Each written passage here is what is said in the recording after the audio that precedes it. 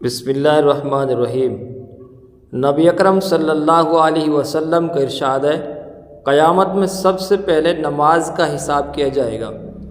اگر وہ اچھی اور پوری نکل آئی تو باقی اعمال بھی پورے اتر آئیں گے، اور اگر وہ خراب ہو گئی تو باقی اعمال بھی خراب نکلیں گے۔ حضرت عمر رضی اللہ تعالی عنہ نے اپنی خلافت کے زمانے میں ایک اعلان سب جگہ کے حکام کے پاس بھیجا تھا، اور یوں کہا تھا کہ سب سے زیادہ مہتمم بشان چیز میرے نزدیک نماز ہے۔ جو شخص اس کی حفاظت اور اس کا اہتمام کرے گا وہ دین کے اور اجزاء کا بھی اہتمام کر سکتا ہے، اور جو اس کو ضائع کر دے گا وہ دین کے اور اجزاء کو بھی زیادہ برباد کرے گا۔ اس لیے ہم سب نماز کا اہتمام کریں۔